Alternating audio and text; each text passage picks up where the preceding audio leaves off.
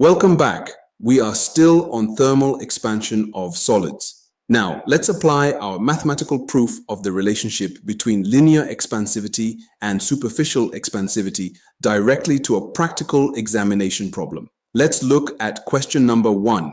The problem states a square plate of side 10 centimeters is made of a metal of linear expansivity 2 times 10 to the power of negative 5 per Kelvin. As the plate is heated from 30 degrees Celsius to 100 degrees Celsius, the area of one face of the plate will increase to what final value? Let's break this down step by step. First, notice that the initial area of our metal plate isn't directly handed to us. We are only given the side length of 10 centimeters. Since it is a square plate, its initial area, A1, is simply side times side, which gives us 10 times 10 or 100 square centimeters. Next, be very careful here. The question provides us with the linear expansivity, alpha, but because we are dealing with a two-dimensional surface area, we must use the superficial expansivity, beta. Remind yourself of our core geometric connection.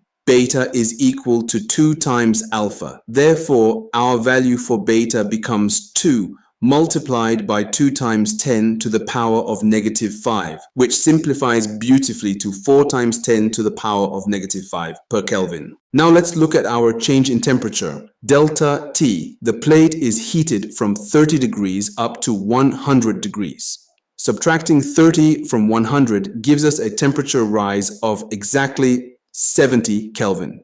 We now have all our pieces ready to substitute into our fundamental area formula, a 2 equals A1, into the bracket. 1 plus beta, delta T, plugging in our values, a 2 equals 100, into the bracket. 1 plus 4 times 10 to the power of negative 5, multiplied by 70. Multiplying the terms inside the bracket first, 4 times 10 to the power of negative 5 times 70 gives us 0.0028. Adding 1 to this gives us 1.0028 inside our bracket. For the final step, we multiply this by our initial area of 100. 100 times 1.0028 gives us a final area, a 2, of exactly 100.28 square centimeters. Rounding this off cleanly to one decimal place to match our options, we get 100.3 square centimeters. Looking closely at our choices, this matches perfectly with option B. 100.3 square centimeters is our correct answer.